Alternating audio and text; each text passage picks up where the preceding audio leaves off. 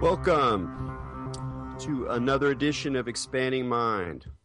I'm your host, Erik Davis, exploring the cultures of consciousness. It's been a few weeks here. The holidays coincided with the show, so I had a few weeks off. Nice little break. Embracing 2015 and all of its already insane and confusing, overwhelming character. And as I face the total confusion of our world, which I often experience as just kind of overwhelmingly weird and disorienting, frustrating, I once again fall back on how to make my way through this maelstrom, how to make choices, how to decide what I'm going to do, who I'm going to talk to. And I realize, especially as the older I get, that I increasingly find my way through connections, not so much the expanding social networks of light contacts that seem to dominate social life today, but rather through a kind of subtler and sometimes odder resonance with particular individuals who, even though I may not see very often or talk to as frequently as I would like, just knowing that they're sort of in the web helps me sort of not so much focus as kind of resonate at the right frequencies. And our guest today, Juris Ahn, I know him as Dr. Concrescence, and so I always call him Dr. Con, but Juris is his quote-unquote real name. Is one of these characters in one of these nodes in the network. And he's done a lot of interesting things, and we'll be talking about that, one of these dwellers of on the thresholds and in the margins. But one of the characteristics he has is that he occasionally writes poetry, and I was just picking through his book, The Heaping Up of Small Things, which came out, I don't know, maybe 2009, and I thought I'd just read a poem.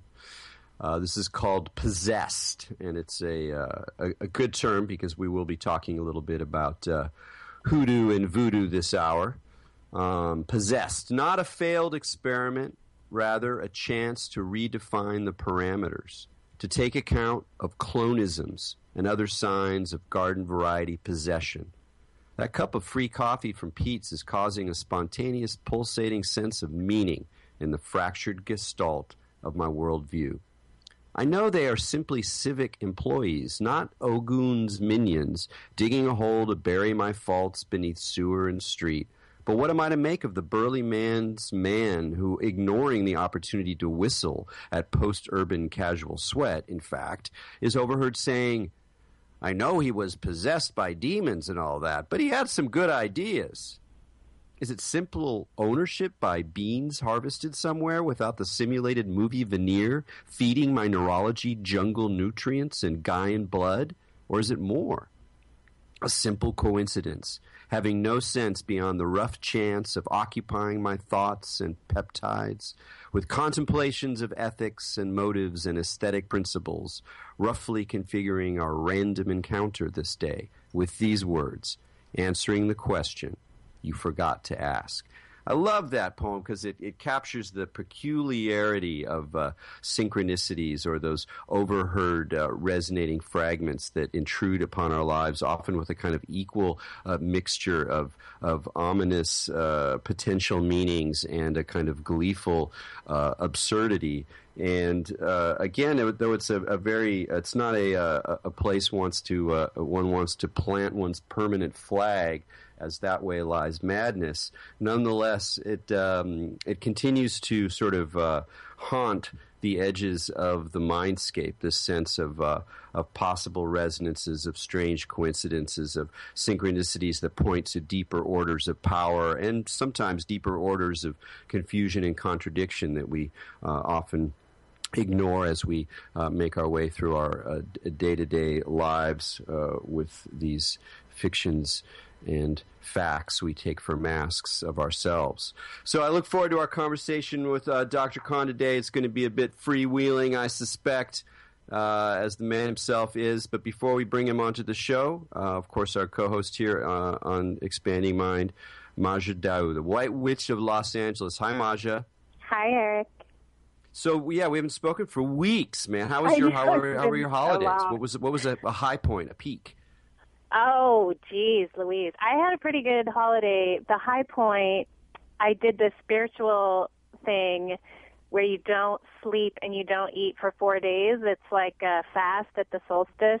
That's part of Native American tradition that my teacher, Dr. DeWelf, did. So I was on this 4-day sleep fast with no food, and my little sister and I took our kids to Disneyland as a surprise for Christmas. So I went to Disneyland on 2 nights, no sleep. I was halfway in, and we got like the hotel there and everything because we wanted to have the whole experience. So it really was a positively psychedelic experience going to Disneyland under those circumstances. And our kids were like freaking out because it was a surprise, so they didn't know. So it was like really a very special experience.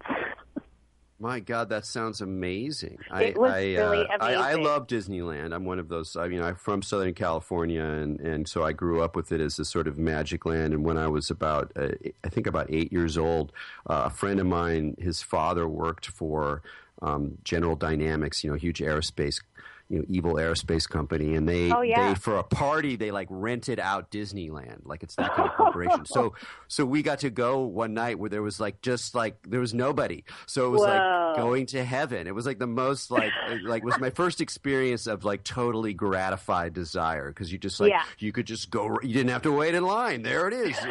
It was incredibly surreal, and so I haven't been for years, but that sounds like a marvelous way to align the solstice energies. Yes, it was very amplified.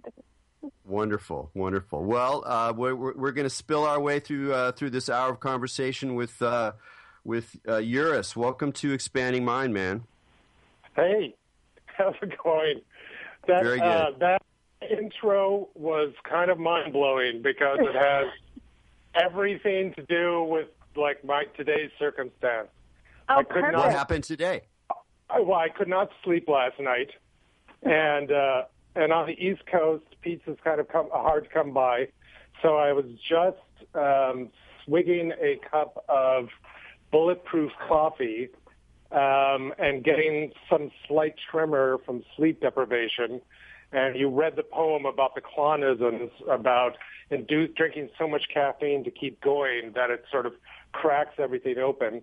And then similarly, I've only been to Walt Disneyland once with my daughter, who doesn't live with me, and I'd gone down to Southern California. Her mom and her husband had gone to Comic-Con to shill a comic that they'd written. So I went down and picked up my daughter, who I believe was 9 years old at the time.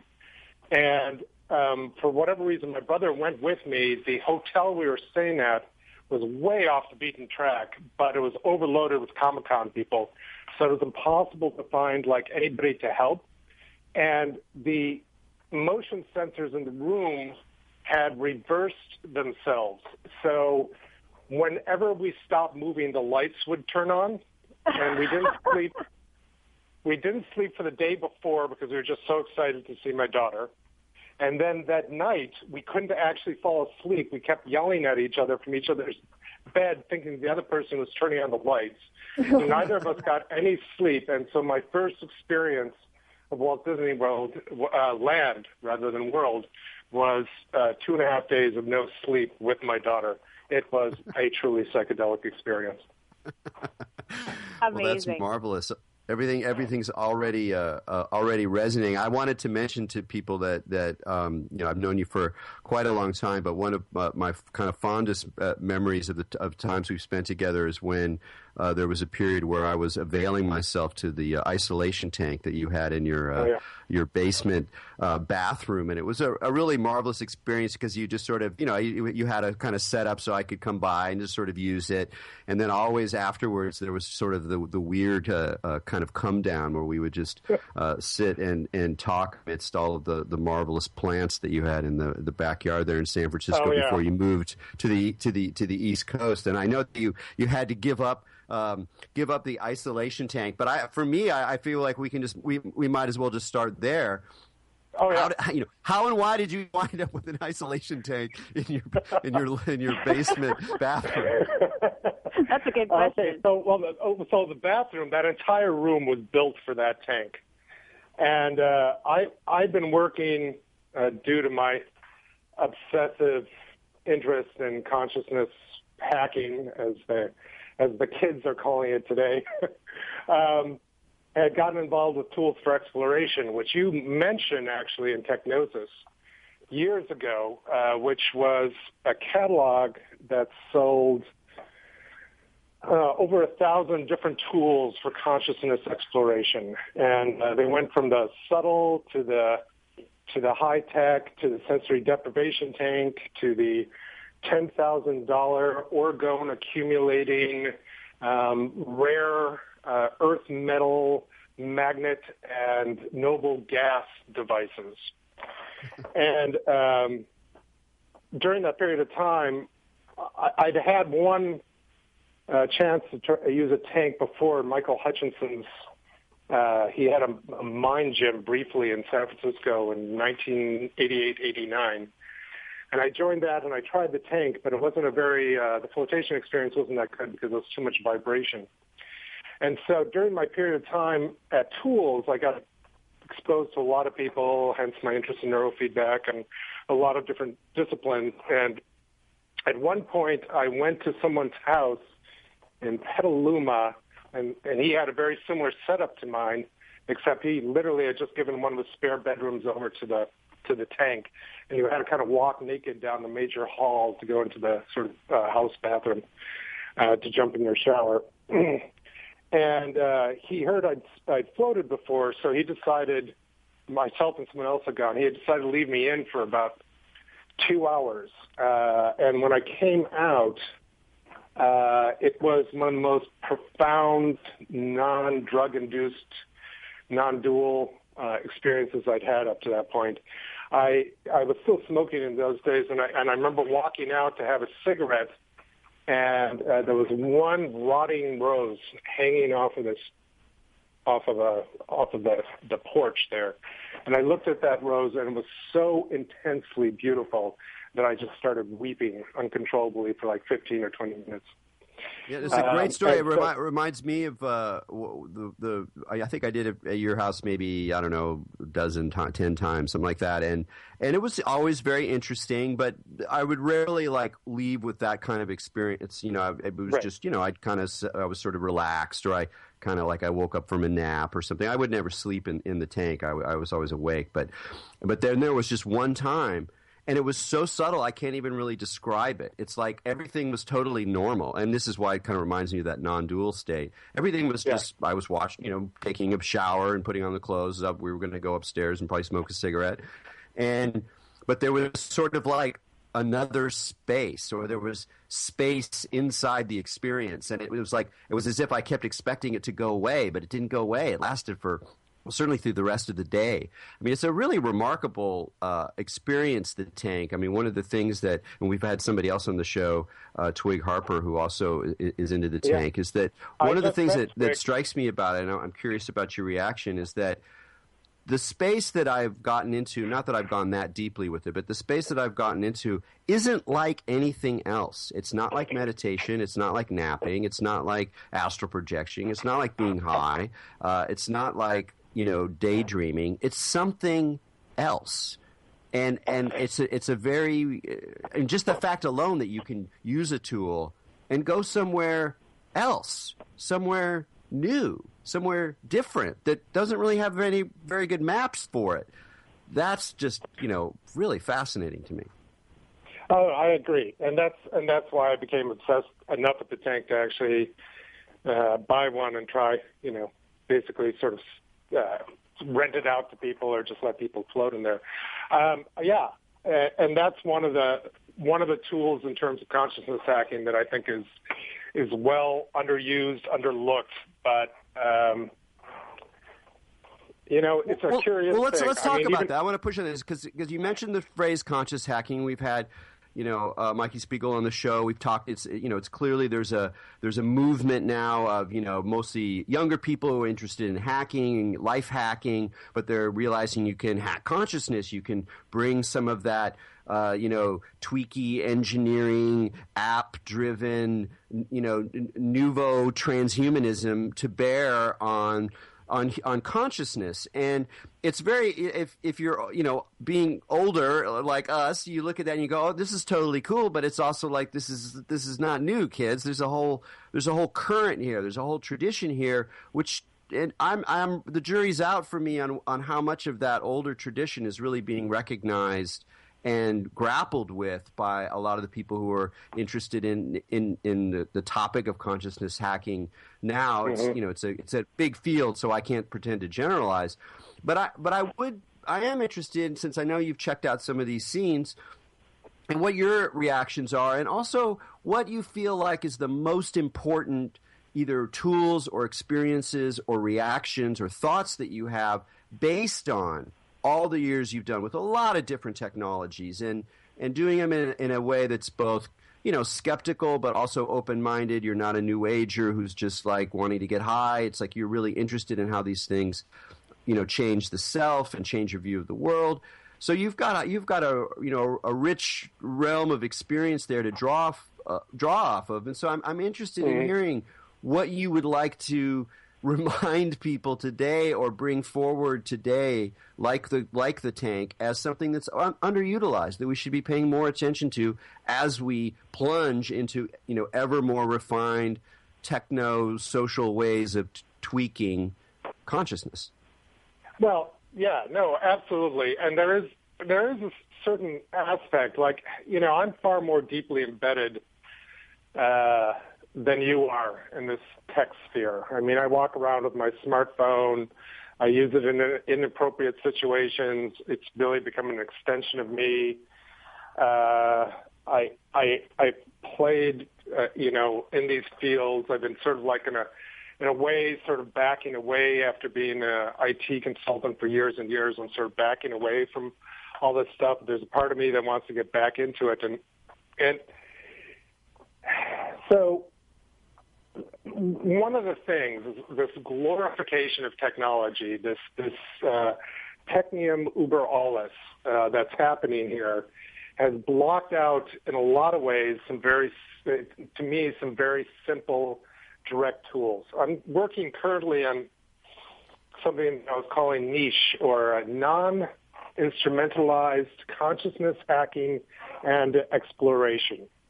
But what I mean by that is bringing back this whole Robert Anton Wilson, Christopher Hyatt, maybe logic, experimental approach to living, because there's a lot of these. Part of the fetishizing of technology is that the technology becomes the thing itself. It's kind of like you can join 1,000 different progressive organizations will have you sign 1,000 different petitions, but it's not like getting on the street, getting into someone's face, writing articles, and doing real activity. It becomes a substitution for the activity. And what's happening a lot, at least the way that I'm seeing it in the sort of consciousness hacking thing, is that we're stepping into the fetishization of the technology itself and losing sight of the fact that all this is very old. Has been going on for a very, very long time, and that you don't need something that necessarily beeps and cracks and produces fine lights. That's it's all pretty. wonderful. It's pretty hysterical, actually, because it's like a consciousness hack of consciousness hacking. Whoever is developing these technologies to fool the consciousness hackers that they need something else is like the supreme consciousness hacker ever, because they're tricking the people who think they're tricking the system. Exactly. And it's all sort of meshed up in terms of the forgetting, right? I mean, I did clinical neurofeedback. I worked with kids with autism. I worked with adults with brain injuries. A lot of ADD, ADHD, all that kind of stuff. Those protocols, those things we tried, and all that is being sort of pushed aside. And I used to say that the reason they were trying to medicalize it, besides they could bill a lot more money, was that they were trying to keep it out of the hands of everybody else. Because I'm like, I can teach a kindergartner how to do neurofeedback. It's really not that hard. But what's happened is all that stuff has sort of drifted away, and it's become part of this priest class. Now, like, the Muse, it's a great little device. But there was a Baffler article about the Muse, and I'm like, yeah, here's the problem. Like, you're giving people this very powerful, potentially powerful feedback tool, but you don't explain to them how it actually works. You don't let them try their own things. You don't say how this affects this. What you do is you give them a prepackaged thing and say, this is going to work. And basically, they're ignorant of how it works. So to me, that, yeah. No, let's stay with this some more. I want to unpack what you said, because you said a lot of important things, and I just want to make sure everyone's kind of up to speed. So let's just talk about neurofeedback and the idea of neurofeedback and where it comes from, and just the fact that it doesn't necessarily imply technology. I mean, people hear that word, they hear biofeedback, neurofeedback.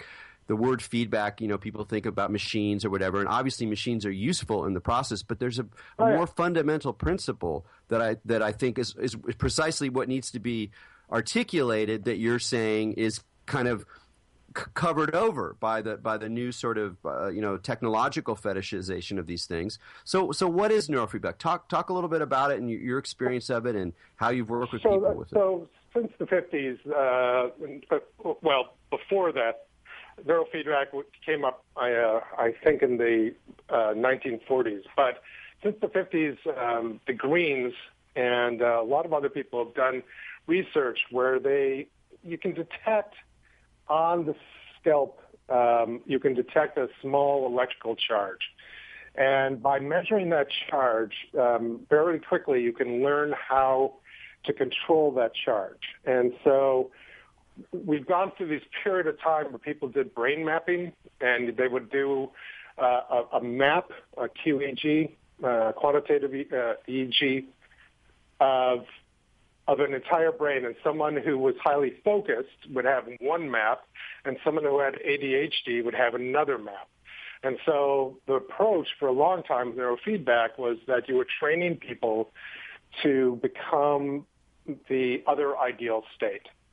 But previous to that, there was a lot of stuff like alpha-theta training. There's a lot of alpha and a lot of theta that comes out in relaxation and meditation. Alpha is more of a sort of a waiting zone, and theta is deep meditation, deep relaxation, and deep dreams as well. So one of the reasons the tank is so effective is that it very deeply launches you into theta waves. So neurofeedback is one way that you can actually feed back that information in various modalities. There's all kinds of different ways of doing it, so that you can learn to change that electrical activity.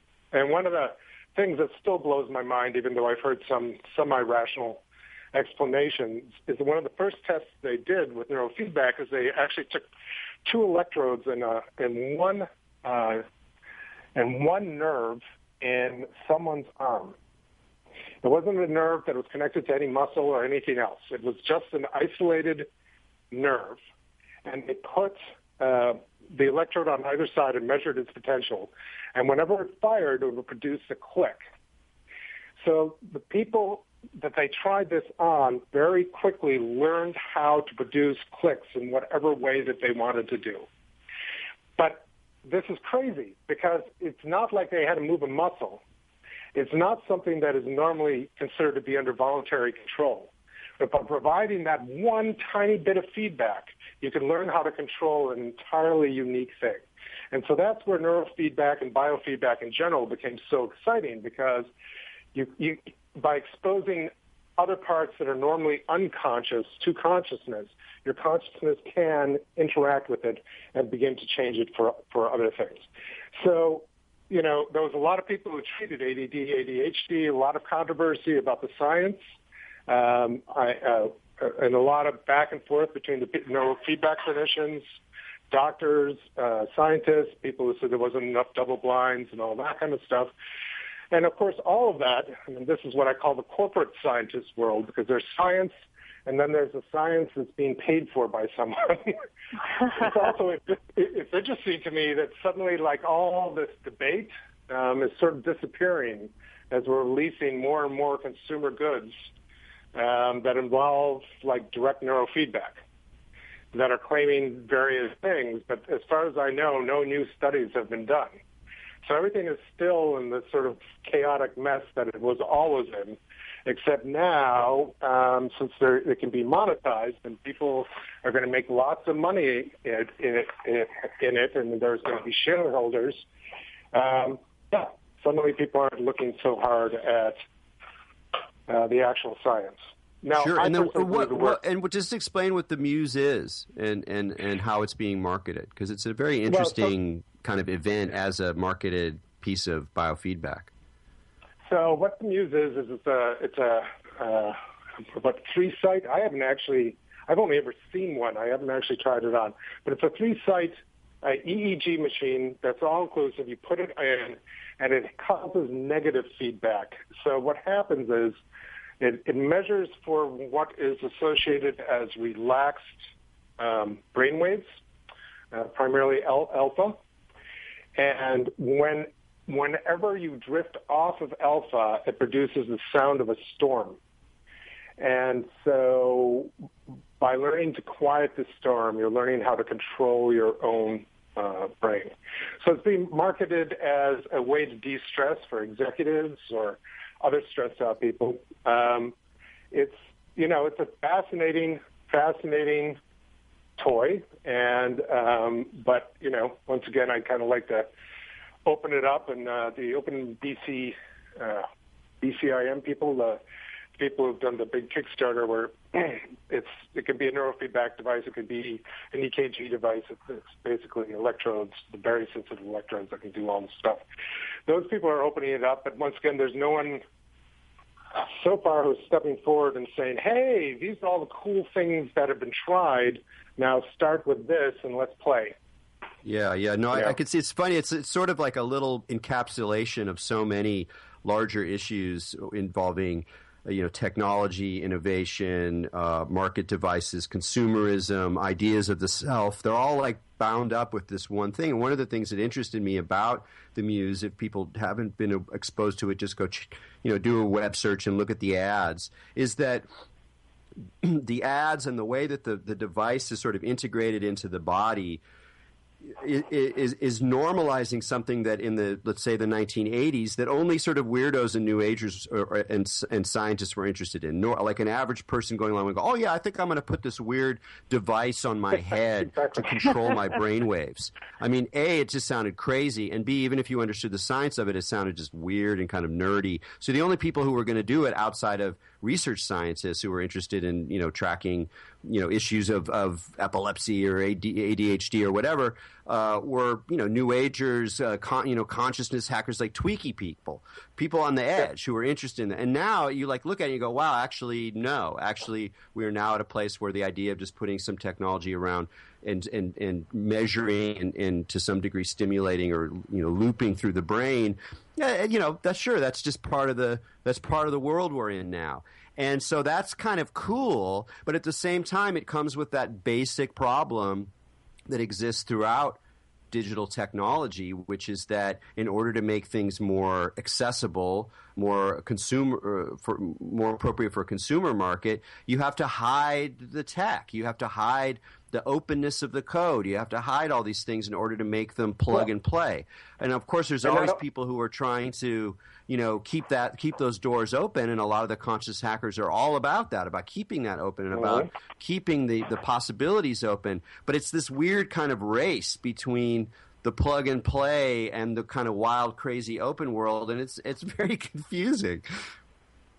Well, and a lot of it has to do with who controls the platform, who gets to monetize all your personal information, who gets to do all this stuff. Because, so that's one of the reasons I'm getting much more interested. One of the most profound experiences I ever had was doing big mind. I mean, outside of doing voodoo or trance ceremony or drugs. But it's such a simple technique. But when it's done by someone who knows exactly what they're doing, whether it's voice dialogue, my version of it, trance dialogue, which is much more voodoo-oriented, or big mind, you can go into a very, very deeply profound, non-dual experience and have that one taste. And there is no technology involved other than communication and words. And so, but the thing is, Genpo Roshi is trying to monetize it, and he should. I mean, it's good that he gets to sort of, support himself doing that and all that, but it's not really monetizable. You can't have a patent on big mind. And as I like to say when I do trance dialogue, the Stones who Hal and Sidra Stone, who developed it in the first place, they just rediscovered ancient voodoo practices. They learned how to pull up an archetype to the point that it actually takes over you when you go into a transitory state. So it's kind of hard to say, this is copyrighted or copyrightable. So, so we're this interesting thing because there's a lot of shell games. I mean, a lot of our modern culture is one giant con game. And it seems to be, besides, one of the things that's disturbing me the most recently is the sort of people's inability to think outside of black and white terms and to stop and to think in terms of maybe logic or say, yes, this is true, but this is also true. Like everybody, and here I'm doing it myself, but people seem to be more and more falling into these polarities, and I think it's because the sort of platform of our culture has become so digitized that we've lost complete control of the narrative. And it might not be that, you can now create pictures or do your neurofeedback to feel calm after you spent a day, selling overpriced gas to people who can't afford it. But even the base of the narrative is no longer ours. It's very much like Facebook. Facebook, you don't own anything on Facebook. And you can only do certain things on Facebook. And I mean, I'm obsessed with Google and Google Awesome and Google. I'm playing that silly game Ingress where I'm convinced I'm mapping portals for the NSA. I don't know, but that's a whole different story. But if you want to have your mind blown, look up this game Ingress, Ingress. You can only play it with your smartphone. And there's two teams who are basically competing for portals, and it's real-world mapped, but these portals are mapped onto educational statues or objects, or like parks or libraries, and it all has to be walked to. So one of the thrills about it is you actually have to go out into the world and walk around and interact with things. But then you're either, it's alien energy, and you're either the Enlightenment, like I am, which is meaning we're using the energy to become a better human race, or it's the rebellion who's trying to get rid of all the alien energy. So this is the story, but it's all by Google, and I'm sure the NSA is using it for the deep data miners are using it for their own nefarious purposes. But it's fun. And I get suckered into this. But it's fun. I love it. Well, listen, we got to take a break right now. I want to talk more about voodoo and trance and other things you're up to, but we got to hear some messages. So you're listening to Expanding Mind with Erik Davis and Maju Dao, and we'll be right back after this.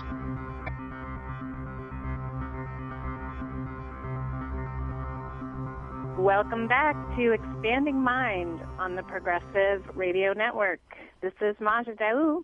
I'm here with Erik Davis, and we are speaking with Dr. Concrescence today about hacking your consciousness. And before the break, we were talking a little bit about some of the specific techniques. You did name like one good technique that you don't really need anything for. But it's kind of interesting, like if you zoom out from the big picture of all these conceptual consciousness hacking technologies and techniques, whether you need a device or you don't need a device.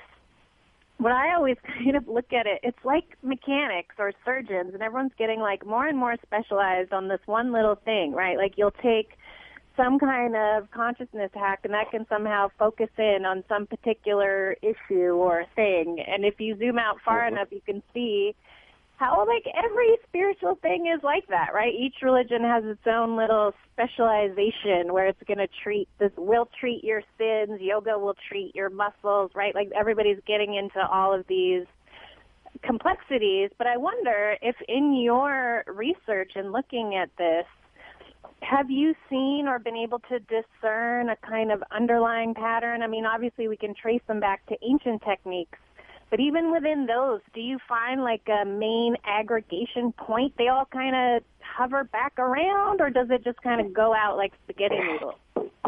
Well, I think it goes out like spaghetti noodles, but that doesn't mean that there isn't coherence. One of the things that I mentioned to Erik when they're exchanging some emails that I've become more obsessed with over the last few years is what I'm calling the long conversation. And the long conversation, when I explained it to someone, they knew exactly what I meant, and I was shocked. It's that point in, let's say, any kind of mystical experiences, let's say a heavy psychedelic experience, where you hear or say something and you realize that you've been participating in this conversation since before you were born, and it's going to keep on going long after you're dead. And over the period of my life, in various circumstances, I've seen various aspects of what I'm calling the long conversation at the moment.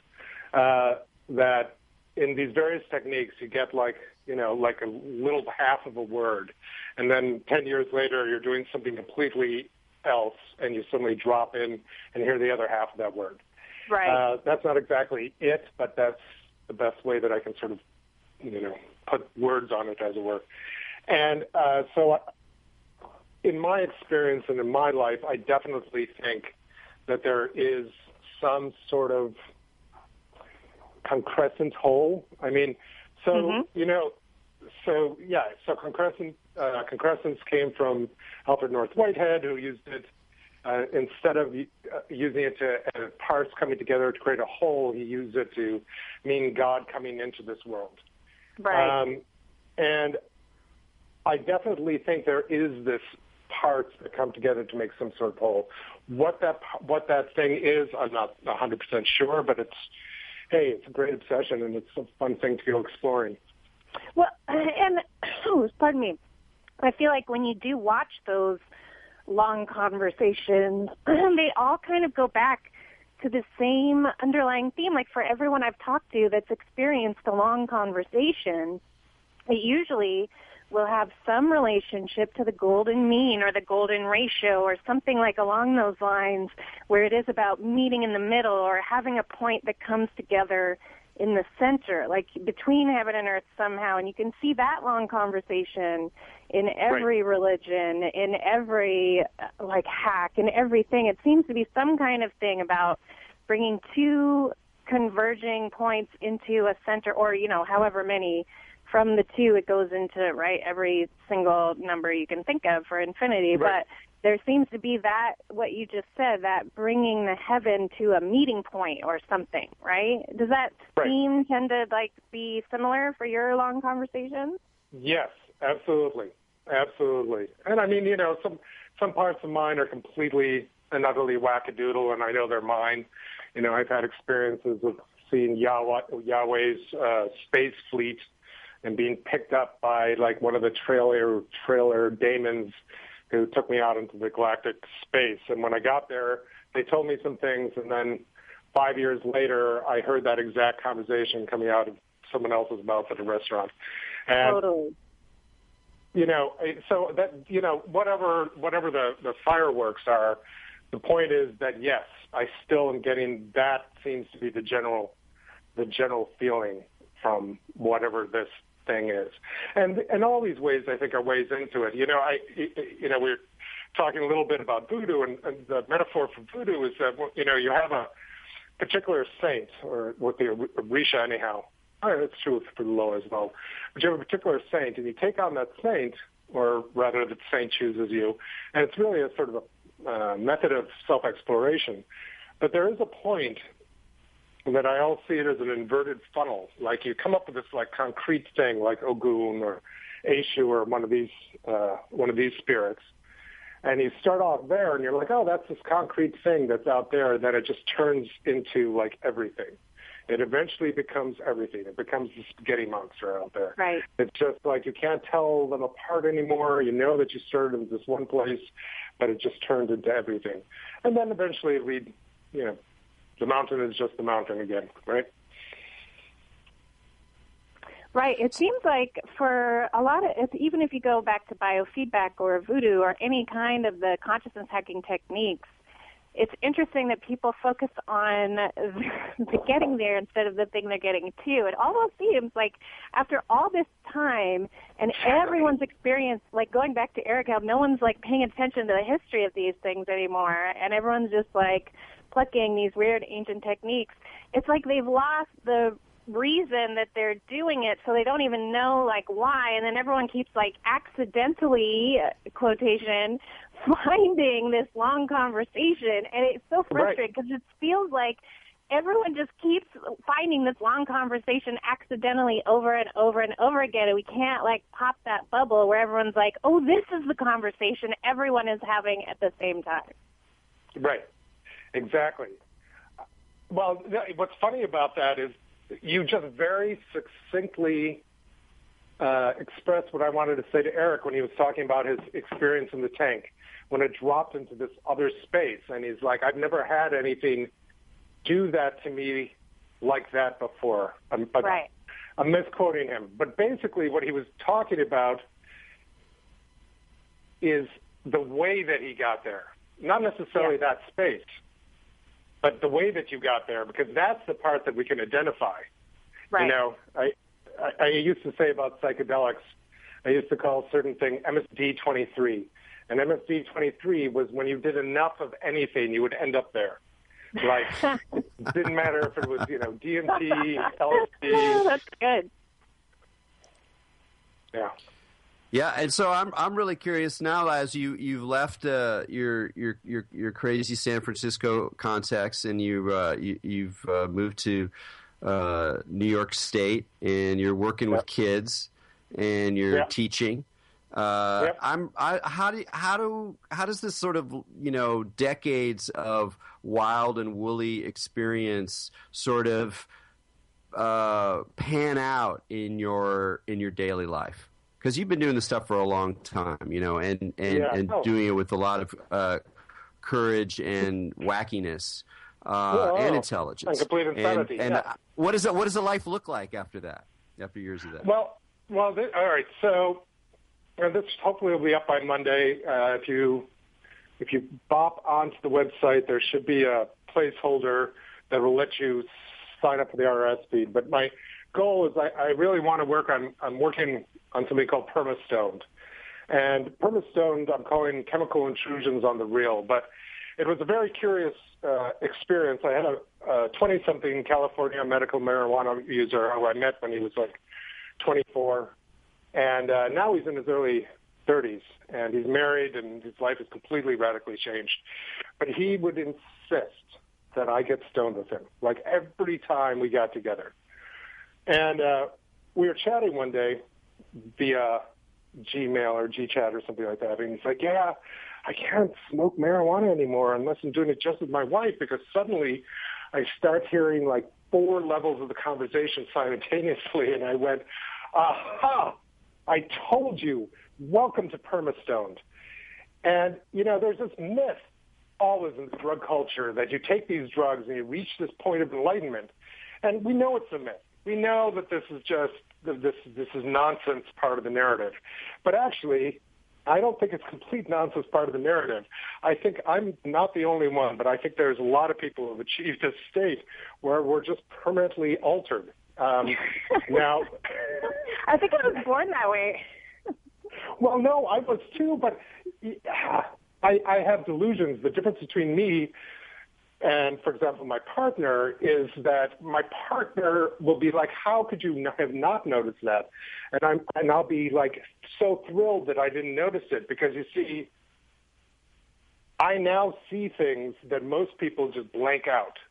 Right. Like, everybody has their blind spots. Everybody wanders around in a fog. Everybody has their crutches and the things that they're sort of walking around in. The only difference is, for those who have achieved permastone, we constantly know that. It's not a question. It's this constant state. And the world is a weird thing. I mean, out here in Binghamton, New York, and Binghamton is a beautiful small city. It's actually the founding place of IBM, and was the number 2 during the Cold War, the number 2 A-bomb hitting site by the Russians, because IBM was here and Boeing was here and all this other stuff.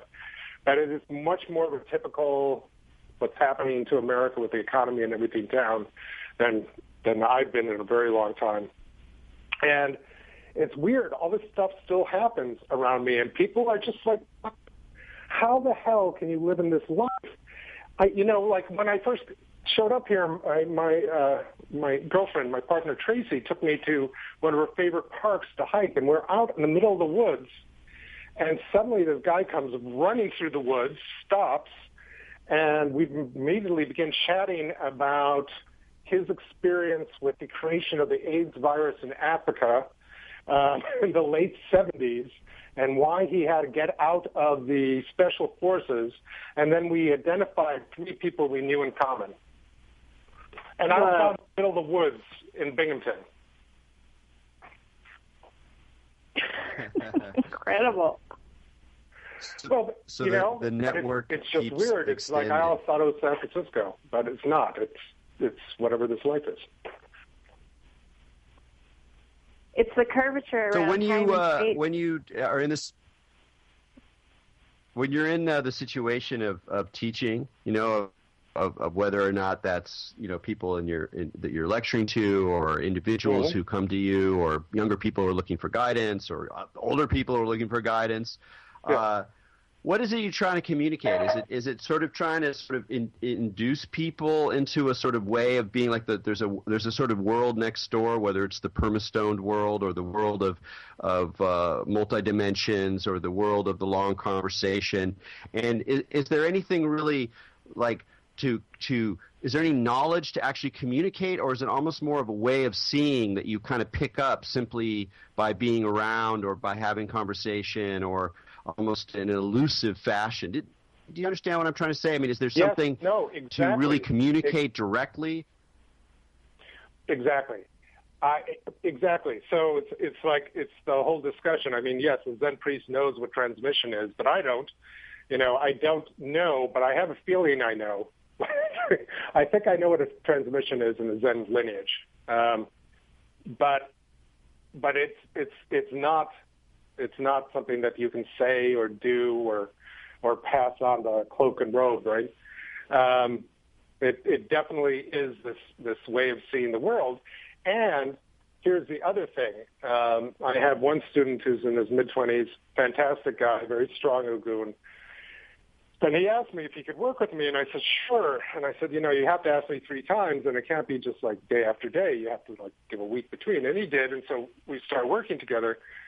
And a lot of it is just, and finally it came up one day, I was like, why were you so interested in working with me? And he's like, well, because here you are, 50, and you're still walking and talking. And dude, you got to be doing something right, because that's the way my life is, and I can't see myself making it for more than a few more years. And I'm like, so half, I think, of whatever happens during the sort of teaching is basic, practical, sensible things. There's a old Jewish mysticism story about the rabbi who he gets an apprentice, and his apprentice is like, you have to teach me everything you know. And so he says, sure, you sleep under my bed. And so every night he would see him take off his pants, put down his shoes. When he made love to his wife, he was underneath the bed and all of that. And after 5 years, he's like, okay, I'm ready to learn. And he's like, you've learned everything I know. You now know how to take off your shoes. You know how to make love. That's all that's important in this world. No, it's really funny because I mean I've spent so much of my life working with ideas, trying to communicate ideas, trying to sort of clarify, bring forward. I analyze in my writing and in my speaking, and but I increasingly feel that in a way is just a kind of setting for something else that I can't really name. That's kind of what I talked about at the beginning, where it's more and more. It's not what I know or what knowledge I have access to or what filter of concepts or techniques or ideas. It's actually something relational with people, but also sort of with energies or places that's much more intangible. And it's not separate from the concrete knowledge that's transmitted or ways of thinking or concrete practices, but it's sort of alongside it in a way. I guess poetry is a good example of how it manifests in language, more than expository prose. Oh, exactly. No, one of the things that, like, if anybody starts working with me, I'll end up saying this to them like dozens of times, if not hundreds of times, which is just this: note it and move on. And this reflects back to also what you said in the beginning about the poetry, that it's dangerous to live there. And after a while, when life gets weird enough, you don't just turn pro, you just start getting to the point that you just are like, oh, that's interesting, and then you just keep on keeping on with whatever else is going on and important in your life. You don't get caught up in some anomalous phenomenon or some, weird thought or whatever. You just keep moving forward and doing the work, and that way you stay safe, because otherwise you can get sucked right in. And that's how a lot of people have lost themselves. Yeah, and I feel that. Yeah, you get lost, but also that whole strategy that you're talking about is not just applicable to, fringe walkers like us who really are interested in kind of cultivating weird experiences and seeing how far you can go and all these strange ideas. That's increasingly just the way the world is. That's the world that we're being introduced with all of these, apps and multiple dimensions of cultural conversations, and this is intense media space and the threat of economic this whole crazy thing that we're in now. That's just a generalized condition, and so just coming around again to like that feels like that there are these traditions, these ways, these modes of being in relationship to this material that are in the kind of freak weirdo tradition that we come from, that have a lot of place right now. But it's hard to see where to exactly hook them on to a lot of the conversations that are going on in consciousness hacking and elsewhere today. But no, I mean, look at things like Snowpiercer or even True Detectives or any of those. I mean, Snowpiercer was like possibly the greatest Gnostic movie ever made, and it exists out there as a sort of like cultural phenomenon. I think there's basically autodidactics and everybody else at this point. Like, I have me. That's a great way to say it. You know what, though? We got to wrap it up. Okay. This has been wonderful. I knew it would be like this. It would go all over the place, and I hope it's meaningful to some of the to listeners. But I've totally enjoyed talking to you today, Juris. Enjoyed talking to you guys. Yeah, that's great. All right. And what's the name of the website again? Permastoned.org. Okay, we'll look for it next week. All right, cool. All right, thanks, guys. All right, well, great. For me and Majid, all you out there, keep your minds open.